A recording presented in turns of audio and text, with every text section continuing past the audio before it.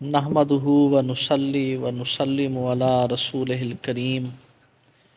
اما بعد فاعوذ باللہ من الشیطان الرجیم بسم اللہ الرحمن الرحیم۔ برادر عزیز پروفیسر جاوید صاحب اور سامعین محترم، امام علی مقام سیدنا امام حسین علیہ السلام کی جس روز شہادت ہوئی اسی دن اہل مدینہ نے ایک ندائے غیبی سنی، جس میں یہ پکار کر کہا گیا کہ اے حسین علیہ السلام کے قاتلو، تم کو عذاب و رسوائی مبارک۔ تمام اہل آسمان، ملائکہ اور انبیاء تم پر دعائے بد کر رہے ہیں۔ تم پر حضرت داؤد، حضرت موسیٰ اور حضرت عیسیٰ علیہ السلام نے بھی لعنت بھیجی ہے۔ چنانچہ تاریخ طبری میں اس حوالے سے ہے کہ عمر بن اکرمہ نام کا ایک شخص یہ کہتا ہے کہ میں نے یہ آواز بڑی وضاحت کے ساتھ سنی، اور عمر بن خیروم کلبی کا یہ کہنا تھا کہ میرے باپ نے بھی یہ آواز سنی۔ اس سے یہ کہا جا سکتا ہے کہ اہل مدینہ کو اور رسول اللہ صلی اللہ علیہ وآلہ وسلم کے شہر والوں کو امام علی مقام، نواسہ رسول، جگر گوشہ بطول سیدنا امام حسین علیہ السلام کی شہادت کی خبر اسی روز اللہ رب العزت کی طرف سے روحانی اور باطنی طور پر اس ندائے غیبی کے ذریعے پہنچا دی گئی تھی، جس روز امام علی مقام سیدنا امام حسین علیہ السلام کی شہادت واقع ہوئی، اور قاتلین حسین پر اور جو دشمنان اہل بیت تھے ان پر آسمان کی طرف سے اور ملائکہ کی طرف سے اور انبیاء اکرام کی طرف سے بھی لعنت اور بد دعا بھیجی گئی۔ اس بد دعا اور اس لعنت کو آج 14 صدیاں گزرنے کے بعد بھی کھلی آنکھوں کے ساتھ دیکھا جا سکتا ہے، اور جو پھٹکار ہمیشہ سے دشمنان اہل بیت کے حصے میں آئی ہے اس کو بڑی وضاحت کے ساتھ محسوس کیا جا سکتا ہے۔ سامعین محترم، دوسری طرف جب امام حسین علیہ السلام کا سر اقدس ملعون ابن مرجانہ کے پاس پہنچا تو اس بدبخت نے ایک شخص جس کا نام عبد الملک سلمی تھا، اس کو بلا کر یہ حکم دیا کہ جاؤ مدینہ جاؤ، اور مدینہ کا حاکم جو کہ عمر بن سعید تھا اس کو شہادت حسین کی خبر دو، اور خبردار تم سے پہلے یہ خبر کوئی اور اہل مدینہ تک نہ پہنچائے۔ بدبخت اس بات سے قطعی طور پر ناواقف تھا کہ اللہ رب العزت نے رسول اللہ صلی اللہ علیہ وآلہ وسلم کے شہر والوں کو نواسہ رسول کی شہادت پہلے ہی ندائے غیبی کے ذریعے پہنچا دی تھی۔ عبد الملک سلمی نے حتی الامکان اس حکم کو ٹالنے کی کوشش کی اور عذر تراشے کہ اس کی جگہ کسی اور کو بھیجا جائے، لیکن ابن زیاد ملعون نے اس پر سختی کرتے ہوئے اور اس کو ڈانٹتے ہوئے کہا کہ یہ اطلاع تم ہی پہنچاؤ گے، اور اس کو کچھ دینار دیے اور یہ حکم دیا کہ اگر تمہاری سواری راستے میں تھک جائے تو اس سواری کے آرام کا خیال مت کرنا، اس کو چھوڑ دینا، اور یہ جو دینار تمہیں دیے ہیں ان سے نئی سواری خرید لینا، اور فوراً یہ اطلاع مدینہ کے حاکم کو پہنچاؤ۔ چنانچہ عبد المالک بن سلمی جب مدینہ المنورہ پہنچا تو وہاں ایک خاندان قریش کے شخص نے اس کو روک کر پوچھا کہ ما الخبر، تمہارے پاس کیا خبر ہے؟ اس نے کہا میرے پاس بہت بڑی خبر ہے، لیکن یہ خبر امیر سے متعلق ہے، میں تمہیں یہ نہیں بتا سکتا۔ تو اس قریشی جوان نے کہا قتل حسین؟ تو یہ انتہائی حیران اور پریشان ہوا کہ ابھی تو میں نے یہ اطلاع والی جو مدینہ کا حاکم ہے اس کو نہیں دی، تو اس تک یہ اطلاع کیسے پہنچی؟ تو جیسا کہ عرض کیا گیا کہ ان دو اشخاص نے بھی اس بات کی گواہی دی، اور یہ ایک تیسرا شخص تھا، تو اہل مدینہ تک ندائے غیبی کے ذریعے یہ خبر پہلے ہی پہنچ چکی تھی۔ بہرکیف عمر بن سعید کو اس نے امام عالی مقام سیدنا امام حسین علیہ السلام کی شہادت کی خبر دی۔ عمر بن سعید نے پھر اس بدبخت سے یہ کہا کہ تم اس خبر کو مدینہ میں بآواز بلند لوگوں تک پہنچاؤ۔ چنانچہ جیسے ہی اس شخص نے مدینہ المنورہ میں نواسہ رسول صلی اللہ علیہ وآلہ وسلم کی شہادت کی خبر دی تو اہل مدینہ زار و کتار رونے لگ پڑے، اور ہر گھر سے نوحوں کی اور آہوں اور سسکیوں کی آوازیں بلند ہونے لگ پڑیں۔ اس شخص کا یہ کہنا تھا کہ میں نے آج تک ایسا نوحہ نہیں سنا، حتیٰ کہ عمر بن سعید ملعون کی زبان پر بھی یہ اشعار آ گئے کہ ایسا نوحہ تو ہماری عورتوں نے اس وقت کیا تھا جب غزوہ احزاب ہوا تھا۔ بہرکیف اہل مدینہ کے لیے اس سے بڑا صدمہ اور دکھ رسول اللہ صلی اللہ علیہ وآلہ وسلم کے وصال اقدس کے بعد اور کیا ہو سکتا تھا کہ جس نواسہ رسول کو وہ اپنے درمیان دیکھتے تھے اور رسول اللہ صلی اللہ علیہ وآلہ وسلم کی صورت اور سیرت کو ان کی صورت میں اپنے درمیان جلوہ گر دیکھتے تھے، اب اہل مدینہ ان سے محروم ہو چکے تھے۔ چنانچہ امام حسین علیہ السلام کے اہل بیت امام زین العابدین علیہ السلام، سیدہ زینب سلام اللہ علیہا، بی بی شہر بانو سلام اللہ علیہا،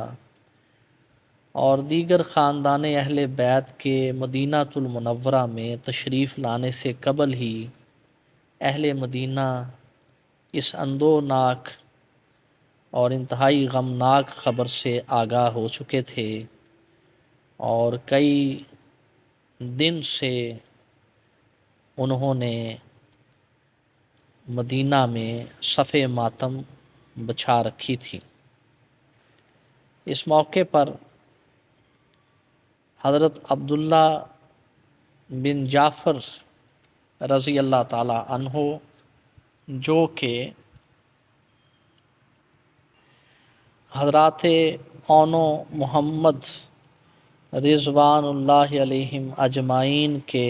والد محترم تھے اور سیدہ زینب سلام اللہ علیہا کے شوہر نامدار تھے،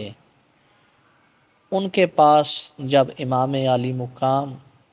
سیدنا امام حسین علیہ السلام کی شہادت کی خبر پہنچی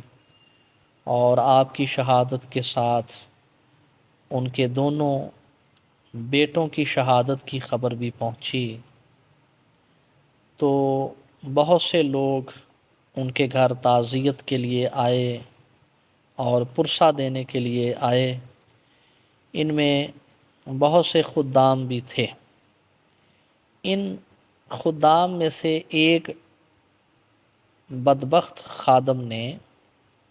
اس موقع پر یہ کہا کہ آپ کے بیٹوں پر معاذ اللہ یہ مصیبت امام حسین علیہ السلام کی وجہ سے آئی۔ اس پر قربان جائیں حضرت عبداللہ بن جعفر رضی اللہ تعالیٰ عنہ کا صبر و اصرار کس انتہا کا تھا کہ آپ نے ایک جوتا کھینچ کر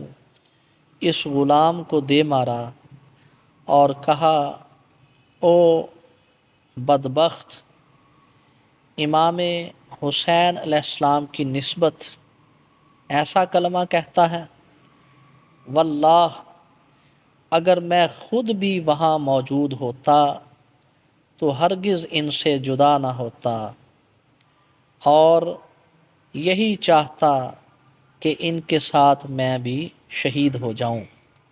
واللہ وہ ایسے ہیں کہ ان دونوں فرزندوں کے ساتھ ساتھ میں اپنی جان بھی ان پر فدا کر دیتا۔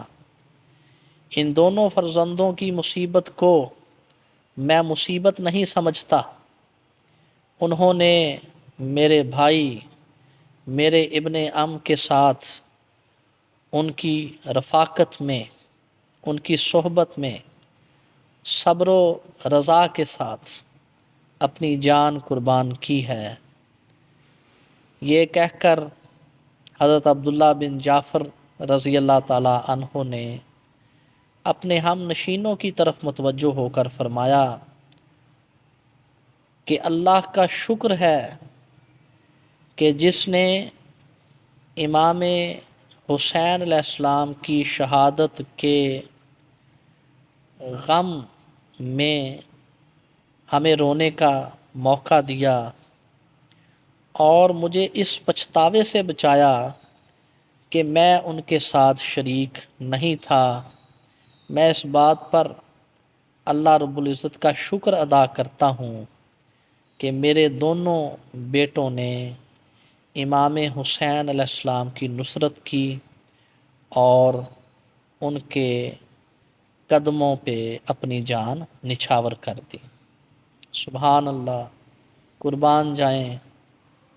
ایسا صبر اور اصرار ہمیں روئے زمین پر تاریخ عالم میں کسی بھی ایسے باپ کا نہیں ملتا جس نے اپنے دو شہزادے، اپنے دو پھول کسی جنگ میں کھوئے ہوں۔ یہ آل رسول کا اور بنی ہاشم کا اور خاندان اہل بیت کا ہی خاصہ ہے، اور بلا شبہ یہ عزت اور یہ وقار اور صبر و اصرار کی یہ توفیق صرف اور صرف خانوادہ رسول ہی کا خاصہ ہے، اور سیدہ زینب سلام اللہ علیہا کے شوہر ہی کو جچتا تھا۔ تو اس طرح سے آپ نے ان جذبات کا اظہار کر کے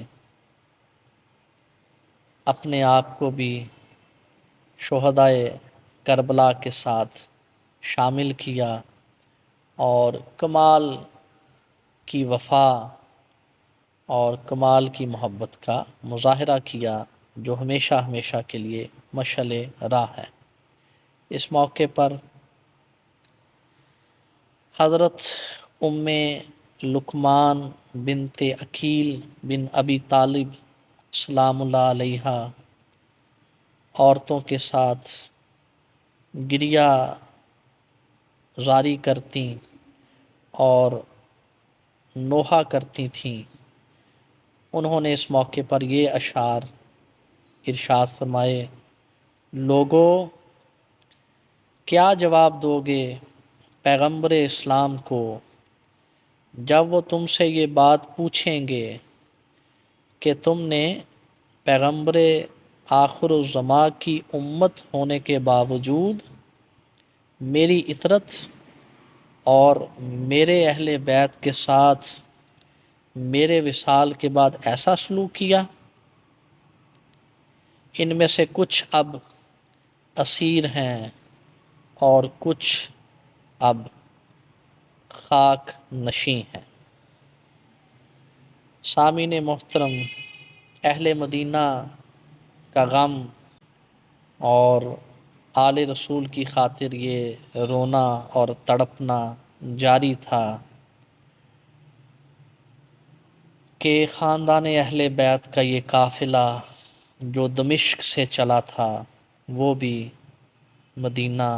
پہنچ گیا۔ ان لمحات میں اہل مدینہ کے ساتھ ساتھ مدینہ کے در و دیوار بھی رو رہے تھے۔ ایسا محسوس ہوتا تھا جیسے گنبد خضرا میں بھی ایک صف ماتم بچھی ہوئی ہے۔ ایسا محسوس ہوتا تھا جیسے گنبد خضرا کے مکیں بھی اپنے اہل بیت، اپنے صحابہ اور اپنے جانثاروں کے ساتھ شہادت حسین اور شہدائے کربلا پر اشک بہا رہے ہیں۔ اس سے بڑا سانحہ اور اس سے بڑا حادثہ اہل مدینہ نے پہلے کبھی نہیں دیکھا تھا۔ رسول اللہ صلی اللہ علیہ وآلہ وسلم کے وصال اطہر کے بعد یہ سب سے بڑا صدمہ تھا جو اہل مدینہ نے برداشت کیا۔ کئی دن تک آل رسول کا غم منایا گیا۔ آل رسول کے غم میں لوگ یزید بن معاویہ، ابن زیاد ملعون اور دیگر اموی حکمرانوں پر لعنت اور ملامت کھلے عام کیا کرتے تھے، یہاں تک کہ اہل مدینہ نے بالاتفاق یزید پلید کی بیعت کو توڑ دیا اور فسخ کر دیا، اور یزید پلید اور دیگر اموی حکمرانوں سے اظہار برات کیا۔ حالانکہ یہ ایک حقیقت ہے کہ اہل مدینہ کی جو پہلی بیعت تھی وہ بھی جبری تھی اور اس میں بھی دھوکہ اور فریب اور جبر سے کام لیا گیا تھا۔ تاہم شہادت حسین کے بعد اب اہل مدینہ نے کھلم کھلا یزید پلید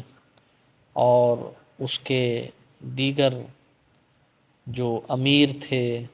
ان سب کے خلاف علم جہاد بلند کر دیا اور صدائے احتجاج مدینہ کے در و دیوار اور گلی کوچوں سے یزید پلید کے خلاف بلند ہونے لگ پڑی۔ سامعین محترم، یہی وہ وجہ ہے کہ جب یہ خبریں یزید پلید تک پہنچیں تو یزید پلید کو یہ محسوس ہوا کہ اب یہ تخت حکومت سنبھالنا اس کے لیے ممکن نہیں ہے۔ چنانچہ اس بدبخت نے پھر اہل مدینہ کو زیر کرنے کے لیے مدینہ پر لشکر کشی کا حکم دیا، اور اس بدبخت ملعون کے حکم پر 3 دن تک مدینہ المنورہ میں خون کا بازار گرم رہا، اور اہل مدینہ کا ناحق خون مدینہ کی پاک گلیوں میں بہایا جاتا رہا۔ سامعین محترم، یہ سب کچھ رسول اللہ صلی اللہ علیہ وآلہ وسلم کے شہر میں ان نام نہاد کلمہ گو لوگوں نے کیا، جو رسول اللہ صلی اللہ علیہ وآلہ وسلم کے امتی ہونے کے دعوے دار تھے، اور جنہوں نے فتح مکہ کے بعد یا اس کے آس پاس دراصل خوف کی وجہ سے اور اسلام کی تلوار کی وجہ سے اسلام قبول کیا تھا، وگرنہ ان کی سرشتوں میں، ان کی طبیعتوں میں، ان کی عادات میں وہی دور جاہلیت والی عصبیت، وہی دور جاہلیت والا حسد، اور وہی دور جاہلیت والی خون ریزی اور فتنہ پروری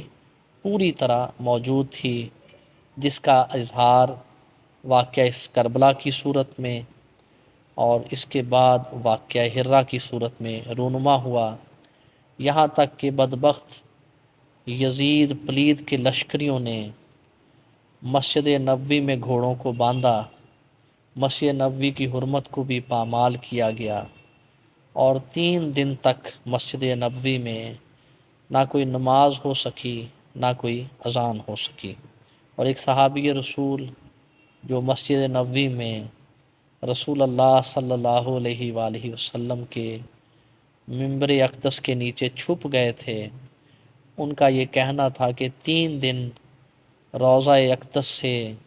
اذان کی آواز آتی رہی، اور اسی اذان کے بعد میں وہاں نماز ادا کرتا رہا۔ سامعین محترم، یزید پلید نے واقعہ کربلا کے بعد واقعہ ہرہ کا بھی گناہ عظیم کیا،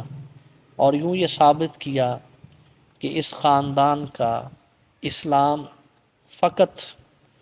فتح مکہ کے موقع پر مسلمانوں کی تلواروں سے بچنے کے لیے تھا۔ یہ سلسلہ یہیں نہیں رکا، بلکہ یزید پلید کے حکم پر ہی اس لشکر نے پھر مکہ المکرمہ کا رخ کیا، چونکہ وہاں پر حضرت عبداللہ بن زبیر کی خلافت قائم ہو چکی تھی، اور لوگوں نے یزید کی بیعت کو توڑ دیا تھا شہادت حسین کی خبر ملنے کے بعد۔ اس لیے اس بدبخت کے حکم پر خانہ کعبہ کا محاصرہ کیا گیا، اہل مکہ پر جبر و ستم کیا گیا، اور خانہ کعبہ پر سنگ باری کی گئی۔ اسی دوران جب کہ خانہ کعبہ پر سنگ باری کی جا رہی تھی،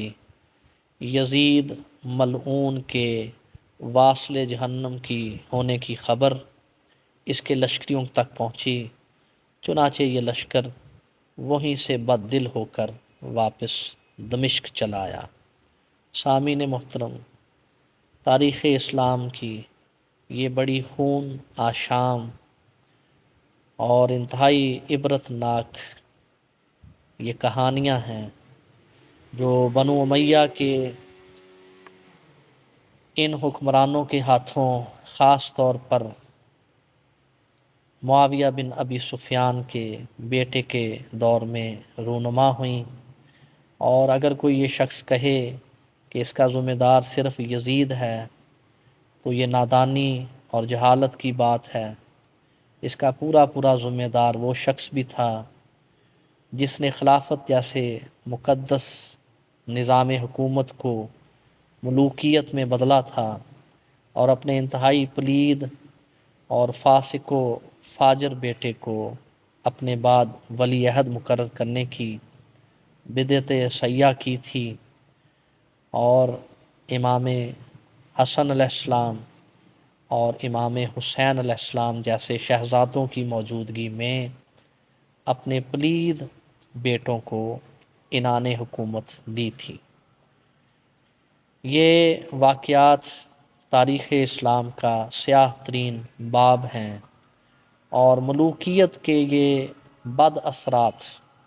آج بھی پوری شدت کے ساتھ خطۂ عرب میں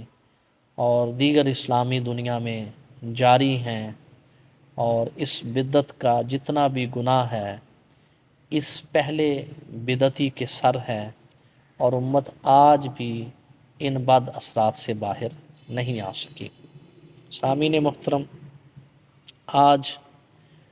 واقعہ کربلا جو ہم گزشتہ کچھ دنوں سے قریباً ایک ماہ سے بیان کر رہے تھے، آج اس کا اختتام ہو گیا۔ اللہ رب العزت نے جو توفیق خیر دی اس پر ہم اپنے رب کا شکر بجا لاتے ہیں، اور اگر دانستہ یا نادانستہ طور پر بشری تقاضوں کے تحت کچھ غلطیاں ہوئیں تو اللہ تعالیٰ سے معافی کے طلبگار ہیں۔ ہم چونکہ امام علی مقام سیدنا امام حسین علیہ السلام کی سیرت اور واقعہ کربلا جب بیان کر رہے تھے تو یہ ارادہ اور نیت بھی تھی کہ اس کے ساتھ ساتھ ائمہ اہل بیت کی سیرت کا تذکرہ بھی کیا جائے گا، تو انشاءاللہ اگلی قسط میں ائمہ اہل بیت کی سیرت کا تذکرہ ہوگا۔ اور یہاں تک بس اتنا سمجھ لیں کہ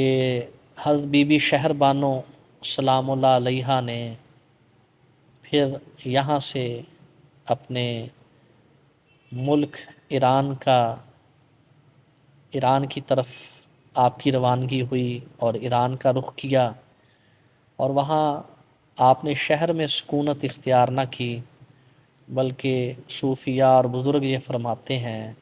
کہ آپ نے ایک غار میں پھر ساری زندگی گزاری، اور وہیں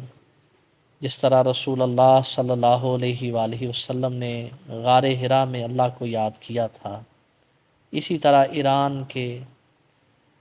شہر میں ایک غار میں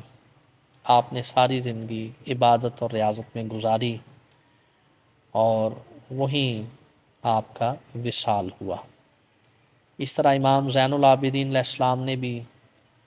شہر مدینہ میں سکونت اختیار نہ کی، بلکہ شہر مدینہ کے مضافات میں ایک جنگل میں اپنا خیمہ لگایا، اور وہیں اللہ رب العزت کو ہمیشہ یاد کرتے رہے۔ ہم کل سے انشاءاللہ آپ کی سیرت اور پھر دیگر ائمہ اہل بیت کی سیرت کا تذکرہ کریں گے۔ اللہ تعالی ہمیں اپنی رحمت اور عنایت سے آل رسول کی مدحت اور ان کا ذکر خیر کرنے کی توفیق نصیب فرمائے، اور اس کاوش کو اپنی بارگاہ میں قبول و منظور بھی فرمائے، اور اس کو ہمارے لیے اور ہمارے سننے والوں کے لیے اور ہمارے خاندان والوں کے لیے، اہل و عیال کے لیے، بزرگوں کے لیے توشہ آخرت بنائے۔ والسلام۔